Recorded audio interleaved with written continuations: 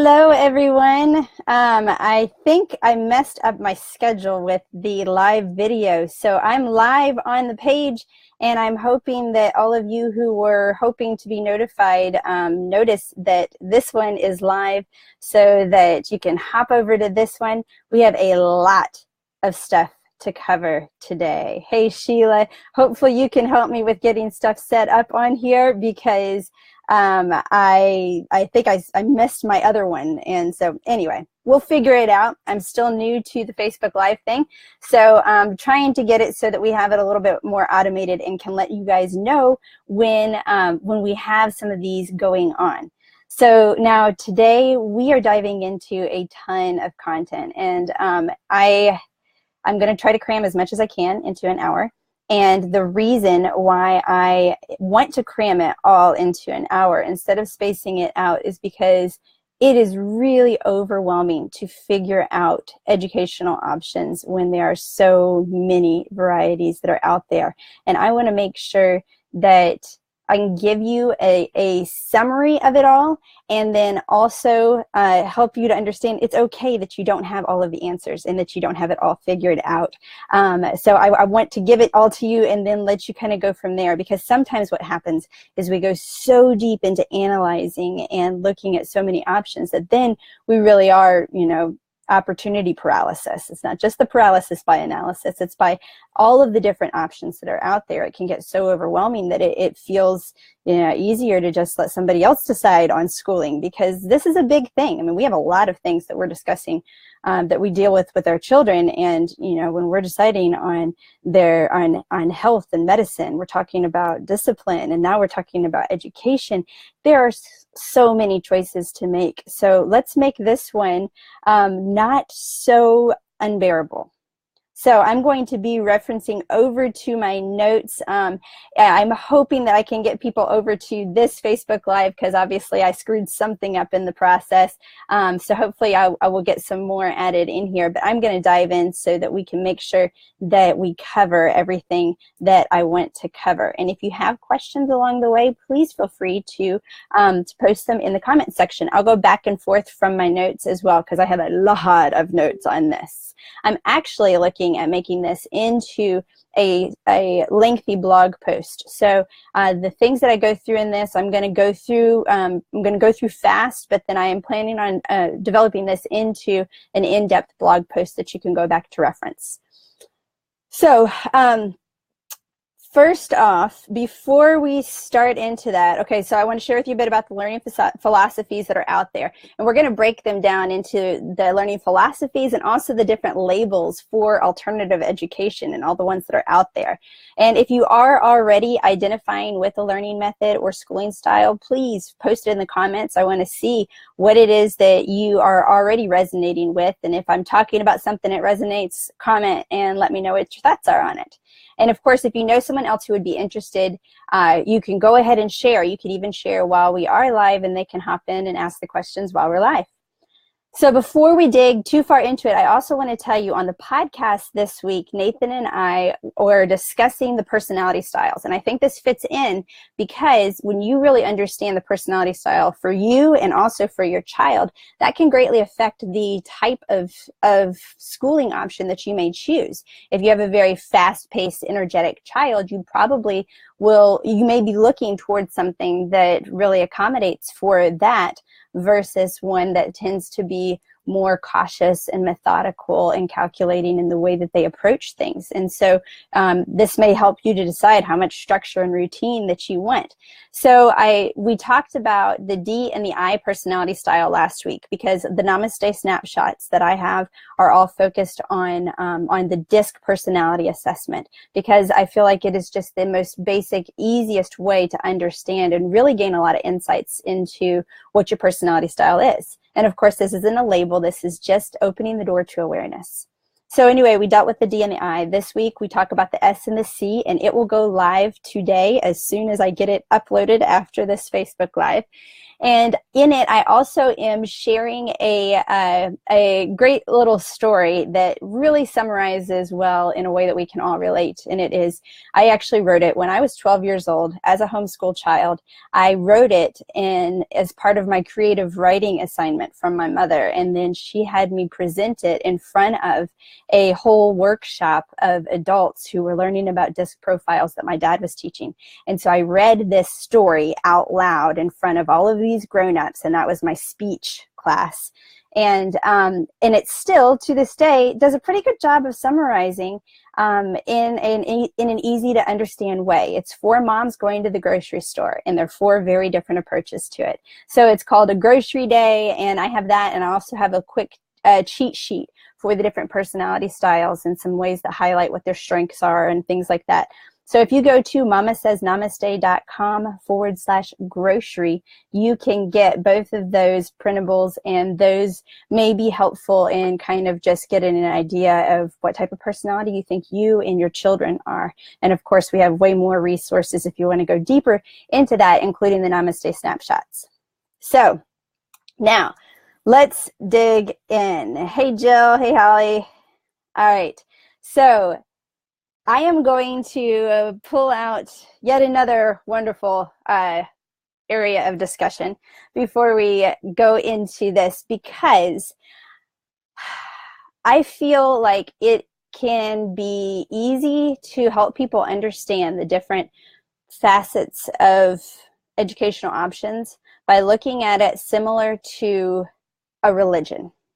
Because with religion, if you look at religion being Christianity. We'll talk about Christianity since this is a dominant religion here in the U.S. So let's say we're focusing in on Christianity. Christianity is like saying you homeschool, or you have a homeschool, which at this point, this is the broad scope. This is alternative education. So you say, I'm a Christian, or you say, I homeschool. All right, well, what does that mean? Well, then you're looking at what denomination, are you Episcopal? And that would be what your learning method is. So, I homeschool, but I do the Charlotte Mason approach, or I follow Thomas Jefferson, or we're radical unschoolers. So that kind of gives you the different kind of philosophy. What's the foundational philosophy? And then you're going, so that's like your belief system or your principle. And then you go to what the actual church format is, whether you're doing forest schooling or road schooling or traditional homeschooling or a co-op or anything else.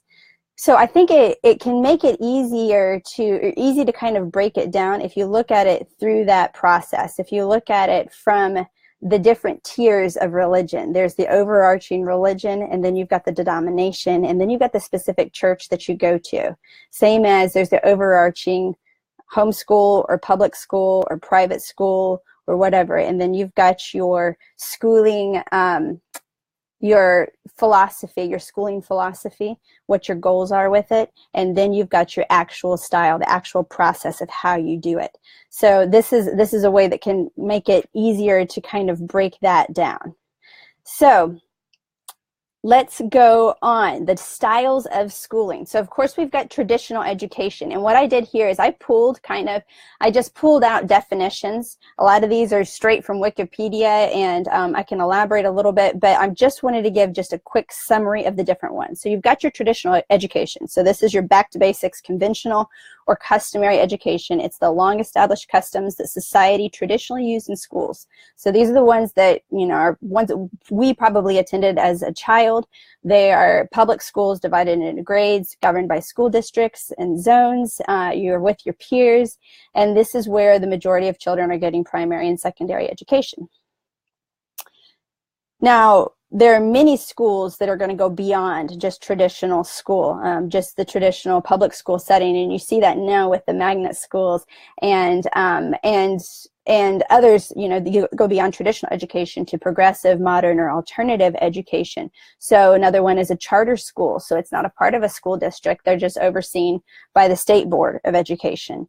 And usually the board is the founding parents and educators that govern the charter school. And they have different methods of instruction and level the children for core subjects. So the children are grouped more by ability rather than age. for subjects like reading and math. And so then they may have a special emphasis on computer science, performing arts, foreign language, and they get a little bit more instruction in those areas than a traditionally schooled peer. So you've got your public school, you've got magnet schools, charter schools, these more specific focused, kind of a little bit of a slant, a little bit more autonomy. Then you have like a Sudbury school. A Sudbury school is usually for kids in the K through 12 range. They have kids have complete responsibility for their own education. So the school is run by a direct democracy in which students and staff are almost equals. So students will decide what to do with their time. They tend to learn as a byproduct of ordinary experience rather than through coursework. There's no predetermined, educational syllabus or curriculum or standardized instructions. So this is democratic education. And this is huge. And you see this a lot in anything else beyond the public school system. You are seeing a lot of this democratic education. Daniel Greenberg is one of the founders of the original Sudbury Model School. And he says the two things that distinguish it from everyone, or that distinguish a Sudbury model, is that everyone, adults and children, are treated equally. And there's no authority other than that granted by the consent of the governed. So different philosophy with that. Acton Academy is another one that falls very closely in line with this. They're a learner-driven community that believes children are far more powerful than you ever imagined. So the Acton Academy mission is to inspire each child and parent who enters their doors to find a calling that will change the world. And I highly recommend, if you are looking at some other varieties of education, that you check out the book Courage to Grow by Laura Sandifer. She is she's the founder of Acton Academy, and it's a great book. She really lays out a lot about even the Socratic method of learning, which is what they use at Acton. And it's a great book. Nathan and I just finished it and highlighted all kinds of pieces in it. Great for just seeing the trial and error of figuring out what type of schooling works. So then, those are just a few of the varieties of school structures that are going to be out there. Then you have your online schools, and these ones typically are going to be more like charter schools. They allow students to study at home. Some schools will provide textbooks and required materials that are mailed to you. Others will reimburse parents for curriculum. Online schools and courses will operate in a variety of ways. So some are entirely self-guided. Some have lessons that can be watched on the computer. Some have recorded lessons from an instructor, and others have classes that a student must log into and remotely attend at a specific time. I mean, think online college here. So you have the option of doing that even with small children and doing everything in an online course. And these ones, like was laid out there, can be a little bit strict on what the requirements may be.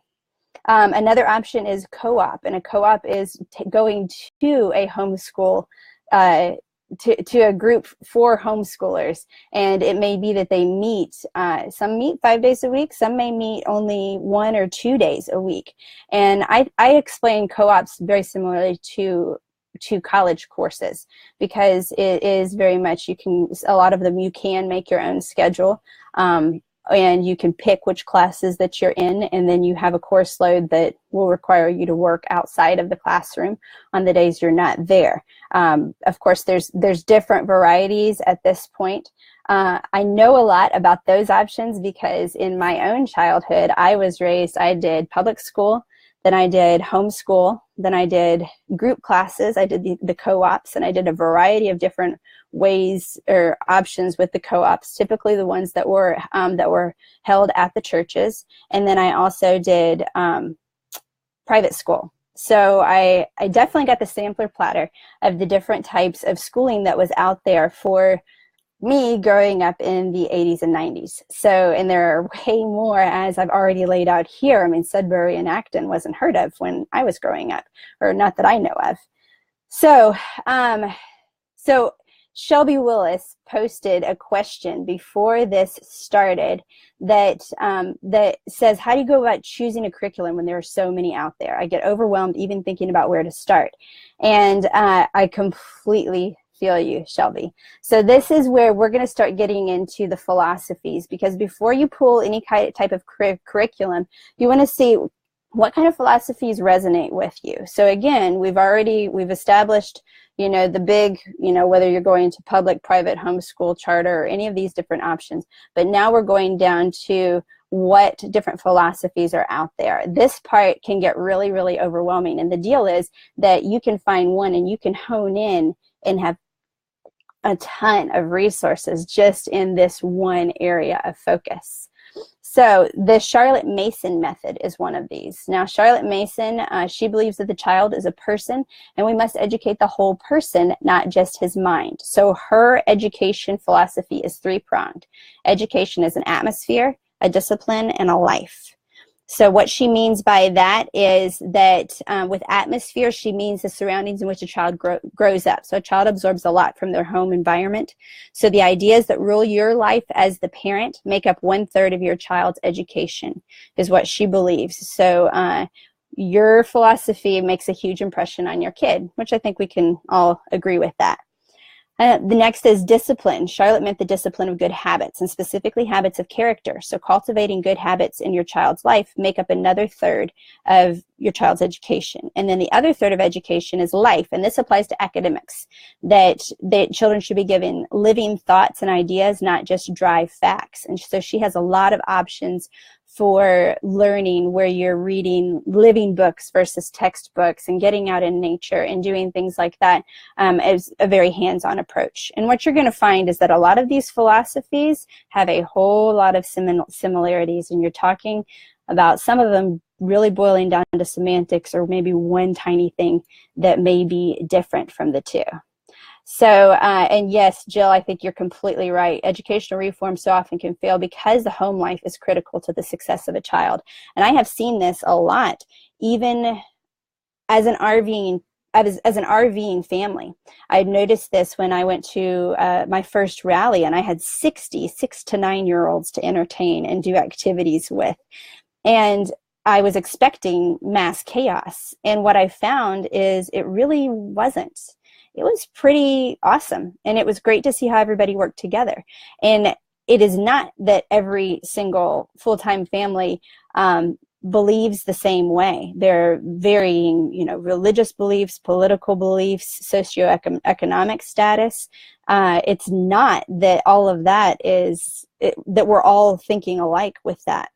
But there's a common theme of we're present with our family. We're very present. We're living in an RV, and the difference in the kids was pretty incredible, just from having present parents and having them very involved. So yeah, it can make a huge impact. And I think that you can do that, and you can be a present parent even if you send your child to public school. There's still opportunities for you to be very involved and be very present. I don't agree with the get out of jail free card that when you parent that you back off from responsibility of education and it's only a teacher in a school system. Obviously that doesn't always work, and because regardless of whether or not you want to admit it, you are your child's first teacher, and you are a powerful teacher and force in their lives. And so what kind of impact are you going to make? Okay, so going back to, we've got Charlotte Mason. Next one is classical education. Classical education is like a very large museum with many beautiful, wonder-filled rooms that could be studied over a lifetime. This is the description that I pulled from it. It's a long tradition of education that's emphasized the seeking after of truth, goodness, and beauty, and the study of the liberal arts and the great books. So they're looking at grammar, logic, and rhetoric as the verbal arts of the trivium, and then arithmetic, geometry, music, and astronomy as the mathematical arts of the quadrivium. And this approach to education also includes studying Latin. It's very much classical and Latin approach to things. They believe that it's very effective because of how and when the students are taught. So regardless of what their learning style is, what they do is they really do group children into 3 phases or stages that are known as the trivium. So in the grammar stage, which is K through 6, students are naturally adept at memorizing through songs, chants, and rhymes. So if you can get children in this stage to sing or chant something, they're going to remember it for a lifetime. We all know those little jingles we used to sing when we were kids that keep popping up in our heads. And then in the dialectic or logic stage, which is grades 7 through 9, teenage students are naturally more argumentative and they begin to question authority and facts. So they want to know the why of something, the logic behind it. So during this stage, students learn reasoning, informal and formal logic, and how to argue with wisdom and eloquence. And then you have the rhetoric stage, which is grades 10 through 12. And this is naturally when students become independent thinkers and communicators. And they study and practice rhetoric, which is the art of persuasive speaking and effective writing that pleases and delights the listener. And this is based very much on their developmental stage. And that's why they feel like it is so effective. So that's the classical education approach. Then we go through to Montessori education. Montessori is a method of education that's based on self-directed activity, hands-on learning, and collaborative play. In Montessori classrooms, children make creative choices in their learning, while the classroom and the teacher offer age-appropriate activities to guide the process. And again, Montessori, you can look at a traditional school setting. I say traditional school setting, meaning a building, like a brick building. It doesn't have to be brick. Whatever, you know what I mean. Montessori can be in a school setting, or Montessori can be what you do at home. I have a friend who she has her kids in Montessori, but she actually had a Montessori coach of some sort come to her house and help her to stage her house in the Montessori style, where it is very, it's very clean and clear. You have focused little educational trays of things that they can bring out, and you do one thing at a time. It's very deliberate in what is laid out to stimulate the mind. So even though it is child-led, and it is very the activities can be very very planned and methodical on how it's laid out as well. Then you have project-based learning. So project-based learning is a teaching method in which students gain knowledge and skills by working for an extended period of time to investigate and respond to an authentic, engaging, and complex question, problem, or challenge. Project-based learning would be the example of the betta fish that Clara has been digging into lately. So now I'm not going to it as extensively as what they do. It really boils down to essential project design elements if you're really following the project-based learning approach. And that's by looking for key knowledge, understanding, and success skills, then challenging the problem or the question, sustained inquiry, authenticity, student voice and choice, reflection, critique, and revision, and then public product, where they make their project work public and explain or display it. So there's a whole process and methodology in order to do that aspect of it. Next up is Reggio-inspired learning, very unique to each situation. So this one, although it says Reggio-inspired, it does not say Reggio, exact or philosophy, because it's an inspired approach by, I started in Reggio Emilia, which is a town in Italy, and it focused on progressive and cooperative early childhood education. And the understanding there is that children are capable of constructing their own learning. They gain understanding from interaction with others. So they're communicators, the environment is their third teacher, the adult is the mentor and guide, and there's a lot of emphasis on documenting your children's thoughts. And there are many ways to learn. So there's 100 different ways of thinking, discovering, and learning through drawing and sculpting, dance and movement, painting, pretend play, modeling, music. And all of these are a part of the 100 languages, and they all should be valued and nurtured. And these languages are ways of learning and are all a part of the child. So they don't separate learning and play, and they really emphasize that hands-on discovery and using all of their senses and their languages to learn. Next is the Thomas Jefferson education. And this one is also known as TJ Ed, or leadership education. This one is a philosophy and methodology of education which is popular among some alternative educators. And this is including private schools, charter schools, and homeschools.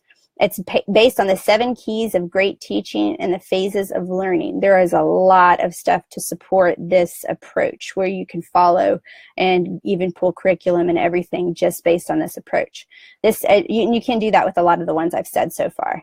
The educational paradigm was popularized through the writing and teaching of Oliver and Rachel DeMille. They are the co-authors of all the resource materials, and it's a reestablishment of a classical liberal arts education based on the education of the founding American era and other classic periods on history. So it's really looking back at history and timelines in order to learn what all you're doing moving forward. Next is unit studies approach. Unit studies, this is a collection of learning activities that are tied to a theme. So the same, similar to the project-based learning. These ones are very popular with homeschooling families because it's a hands-on approach. Because you can include, math, science, language arts, and social science. Because you have the theme of the solar system or something like that. I actually just talked with one of my cousins whose daughters is in a really cool public school.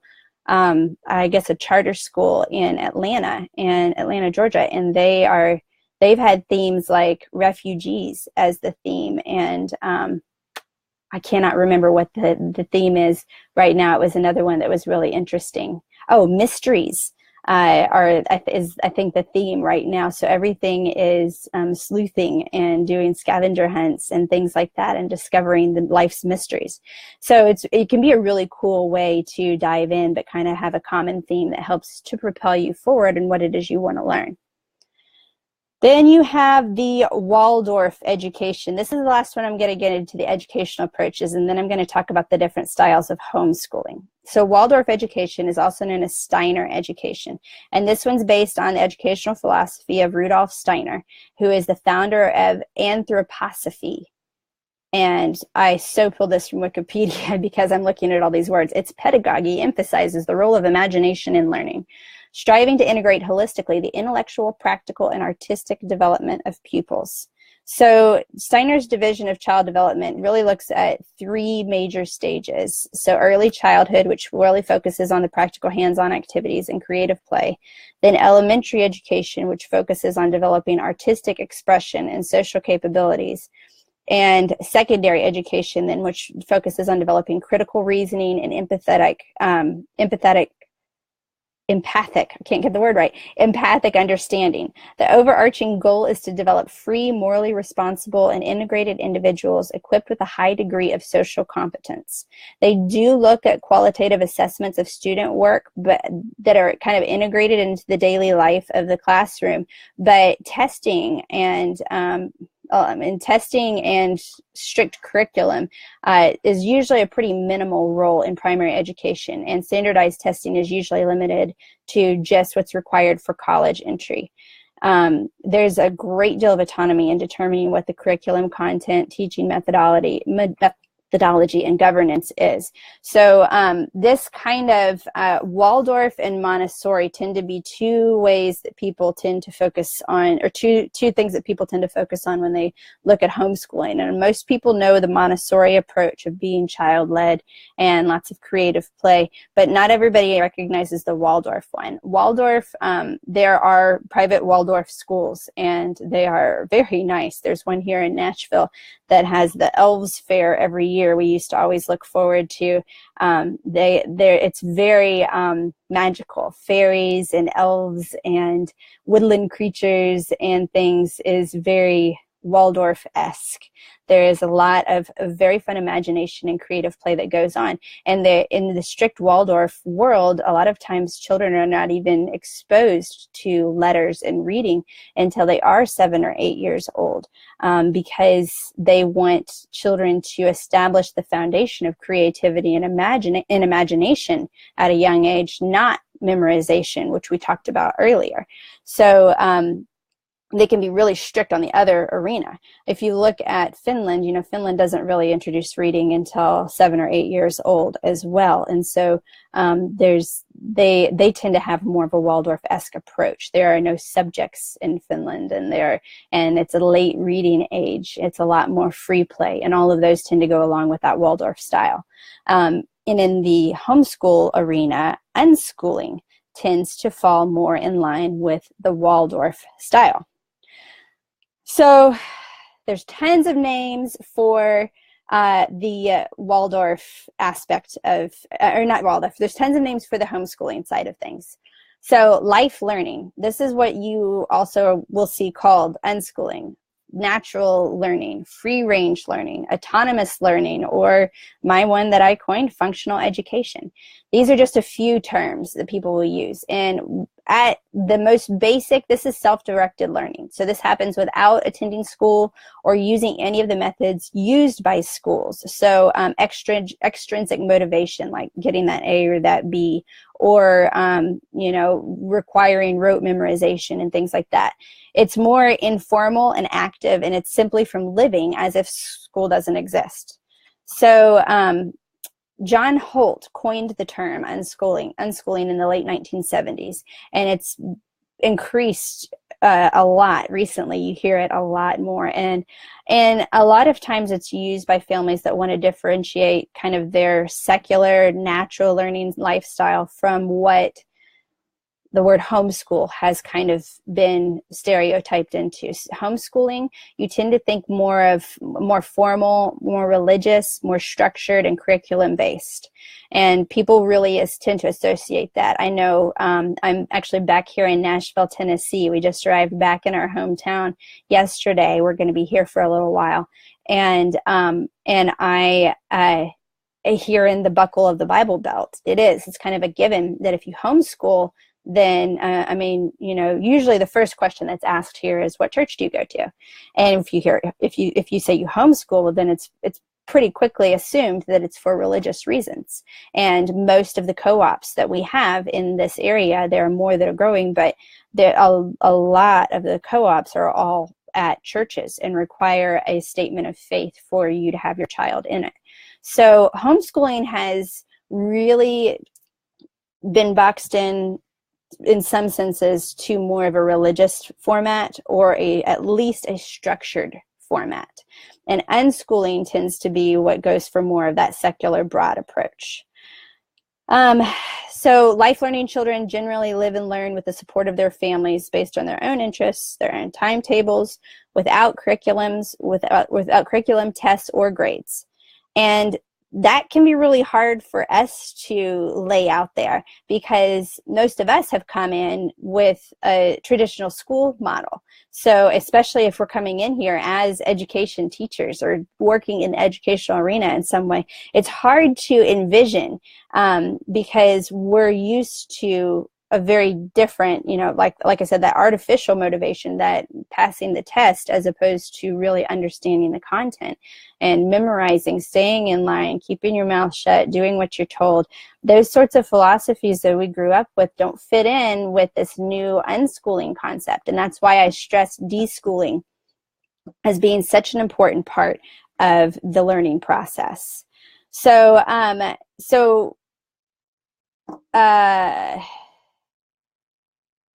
yeah, limiting experience can kind of become what we measure everything else to. So we can start to second guess, what are we doing, and if we're doing it right, when it looks so different from what we know as the way to do education and what it has been.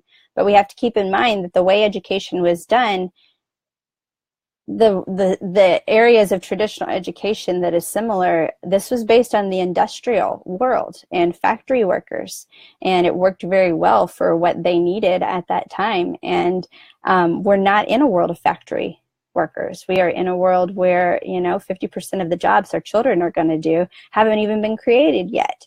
It's an entrepreneurial society. It's very tech driven, lots and lots of information at our fingertips. It's a whole different world and different lifestyle. So if you're stressing about how to do it the right way, I encourage you to drop everything and don't do any school as far as what you think it is. Drop the whole agenda, de-school, and spend a little time just hanging with your child, seeing how they tick, seeing what excites them, what motivates them to do anything, and seeing if you can follow a little bit along their path first, to then find something that works for you all, because you have to shift that mindset and get out of what you think should be the right way and look at what is working for your family. So then you have unschooling is, that's learner chosen activities as a primary means for learning. Then you have road schooling, which is specifically teaching on the road. And sometimes this can be really planned out. This can fit in the more traditional homeschooling style. And I have lots of friends that have done this, and they make their unit studies and the things that they're learning be very based on where they are going along the road. So they're doing it in their travels, and this may be a vacation, like a 90-day family road trip, or it may be a lifestyle like a lot of our RVing family friends.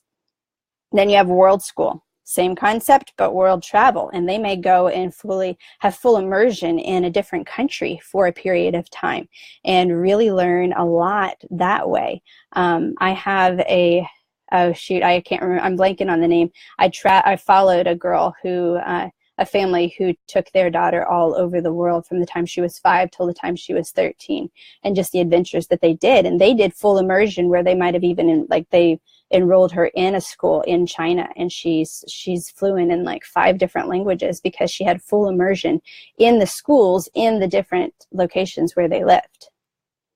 Then you have forced school. Forced schooling is really big. Over in the UK, you hear a lot about it, and Canada, there's a lot of forced schooling going on. It's a very fun model. It's an outdoor education delivery model, and this one, children or adults will visit natural spaces to learn personal, social, and technical skills. So it's an inspirational process that offers children, young people, and adults regular opportunities to achieve and develop confidence through hands-on learning in a woodland environment. They use the woods and forests to build independence and self-esteem in children and young adults. So they will look at a cross-curriculum, so broad subjects, for example, the role of trees in society, or the complex ecosystem supported by a wilderness, and recognition of specific plants and animals. It's really broad. You can go really, really broad. You can go really deep with it. The personal skills are considered highly valuable too, though, so they'll add in elements of teamwork and problem solving. And these may be a co-op that you can get involved in, or it may be that you take some of the principles and you do forest schooling on the road, like what we tend to do. The woodland environment can be helpful to learn about more abstract concepts such as mathematics and communication. They also can be called nature schools. I love one of the concepts that they talked about. I went to a workshop on forest schooling at one of these RV rallies up in Canada, and she talked about sit spots. She has a forest school up in Canada, and they have sit spot time where everybody goes to a spot in nature and stays there. No other stimulation, no other agenda, just to go to a spot. And they talk about it being the same spot every time. So it's not new discoveries. It's not going and seeing something new. It's looking at the same thing over and over again and seeing what new things unfold, what you'll discover, how does it develop, and how do you sit with that? And really be one with nature and be aware of it. And I absolutely love it. We do sit spots a lot of times with our family, or we'll do hikes where we pace out. So we have a parent on both ends, and then we have kids in between, but we leave enough space so that each person is hiking alone, so that they have an opportunity to be completely alone in the woods, even though it's still, with parents close by. Then you have radical unschooling. So this extends the philosophy of unschooling into all aspects of life. This one is unschooling, they use their own principles. There aren't strict rules. Unschoolers will work with their children to help them live in a balanced and healthy way. Radical unschooling kind of takes it into it's partnering with our children, not just with regard to academic pursuits, but in daily activities. So, eating, television viewing, going to bed. Those are 3 biggies and three very controversial areas for radical unschooling. It's stated that the bedrock of it is trust. It is a belief that our children possess an inner wisdom or intuitiveness far beyond what mainstream America gives them credit for. So parents are acting as guides and facilitators, but they're helping their children to connect to that inner wisdom. people can confuse radical unschooling with neglectful parenting, but they're very big on saying this is not unparenting. Parents who live the radical unschooling life are very involved. They're mindful and intentional. It's not a free-for-all or utter chaos or children raising themselves, but that's what it tends to be portrayed as. Now, I will say, yes, radical unschooling can be very controversial, and I say that it's like all of these. Some of these may work for you and some of these may not. We have chosen not to be radical unschoolers because Nathan and I are very specific or very intentional about having our time away from the kids. And if each kid has the opportunity to always dictate when they go to bed and when they get up, a lot of what can happen is you have some very, very drained parents. And so this is where we have found that being a full radical unschooler does not work. We don't fix a different meal for every person in our house, and we don't have different bedtimes for everyone else and everything else. Now, that's a major extreme, and I know of people that do this, and it works for them, and they're fine with it. And I know of some other ones that do nothing but complain about how they're slaves to their children's constant demands, because when you have, six children and you're radically unschooling and every kid has a different desire and need, it's very hard to work with everyone. And I think that the biggest thing with radical unschooling, if you choose to go this route, is I just caution you that if you are going to be a radical unschooler, make sure you do it within relation to the world as a whole. If your child doesn't go to bed until 2 in the morning and sleeps until 1 in the afternoon, that may work in your unstructured lifestyle, but does it work with society as a whole? Look at how you can make that balance. And that's what it is just balancing and figuring out what fits for your family and what fits with your greater impact in the world. I feel like it's very important that we teach our kids that they make an impact on our family and in the world. And so what they do in their actions, even though it may be completely personal, it affects the people around them. And so creating that level of awareness is huge. And if you can do that with radical unschooling and it works, go for it. Again, this is not one way being the right way or the wrong way.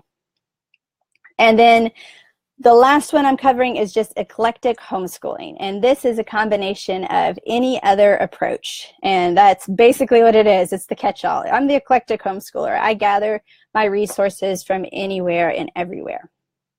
So I want to know on this, I'm seeing that my Facebook Live, I do not have many people on. I'm not sure if it is the connection or the fact that I completely did not do it on the scheduled one that I was supposed to. So I'm hoping that that people will be able to catch the replay. In here, I want to know, what type of learning is going on in your home? Are you gravitating more toward one method or another? If you go with the religious comparison, are you looking at, do you have a non-denominational home where you don't have a specific philosophy that you go by, or are you strict on that? Do you have a specific philosophy?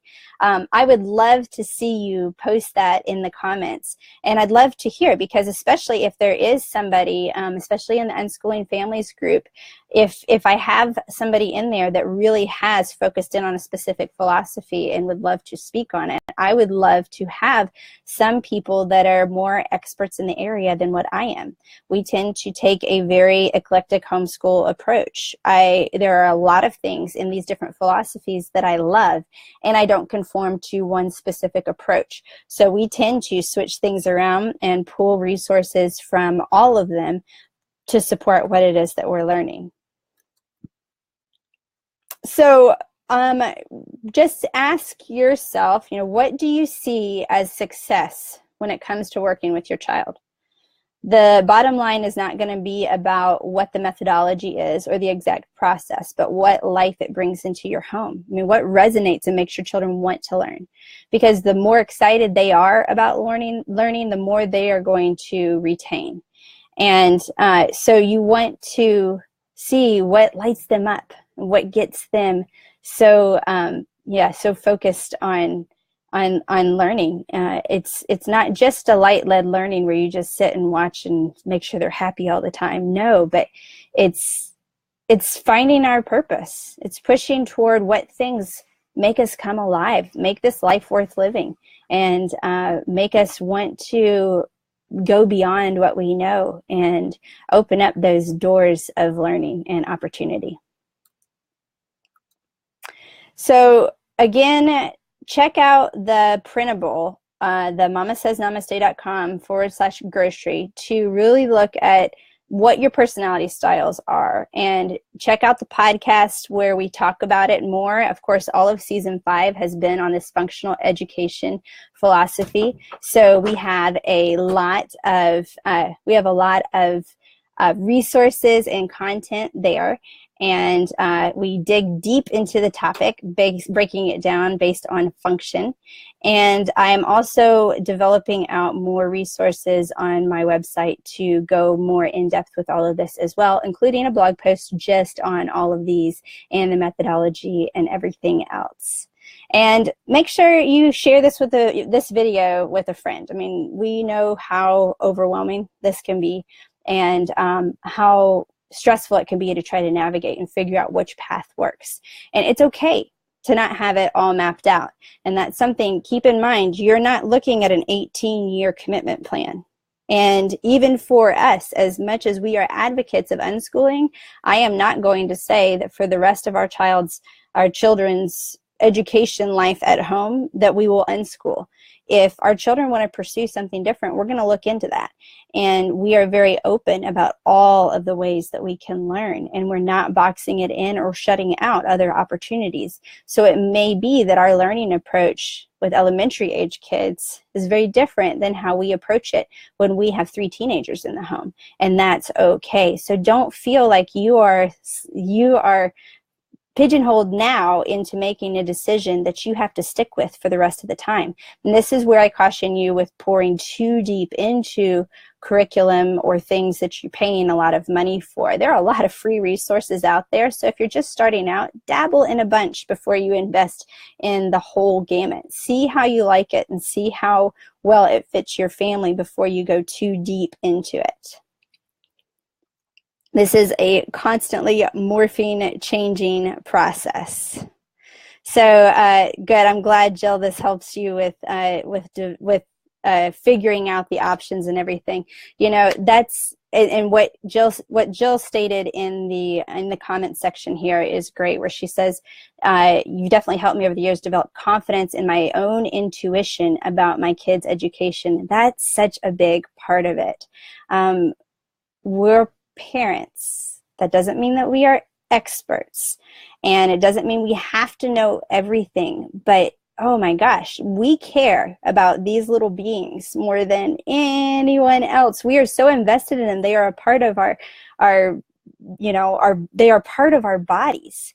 They are from us. They are such a critical part of us, and that includes adopted children and stepchildren and everything else. They are a part of your heart, and it is scary to figure out the path, but intuition is such a huge part of it, is trusting your gut, looking at what you see makes everyone come alive and what resonates, and being okay with just kind of testing things out. Our confidence in, look at what you're confident in. Do you have to be confident in meeting a standard or a developmental milestone? Is that what you base your confidence on? Or is your confidence, can you look at basing your confidence on the relationship that you have with your children, the engagement that they have, the light in their eyes when they think of learning? If I see that my kid is going ecstatic and I'm telling her to, stop researching because she loves betta fish so much, that's wonderful. That gives me confidence. Not that I've covered every single thing, but it gives me confidence that if she wants to learn about it, by golly, she's going to learn about it. And that is where I've built my confidence, is just letting those things flow and not just in trying to meet the quota or the requirements that are out there. So I am, since we didn't have any more questions on the live one, I'm trying to be consistent with every Tuesday. So you guys know they're coming, but I will make sure that I actually get the scheduled video to work correctly. So then you not only know, but you have the right spot to click over and look. And share these and make sure that I'll post what the upcoming Facebook Live is. I will post it in advance so that you can ask questions to make sure that I cover them on the calls. Next week, we are going to dive into the non-traditional ways that kids can learn. And what I mean by that is, as an example, is like the fact that we took all of our children to a bourbon distillery in order for them to learn about the history of Kentucky. And it was amazing what they learned. And you would not think of taking your kids to a distillery as a learning opportunity. So I polled some of my friends in the RV world who have traveled all over, and I asked them for some non-traditional ways that they have learned with their kids. And I came up with some great ideas, and I would love to hear yours. So share those. We will have the event scheduled, and I'll have it figured out and posted correctly for this next time. And we will dive into that next week. So for this week, have a great week, and take a moment to notice today how the uniqueness in each of us strengthens all of us. Namaste.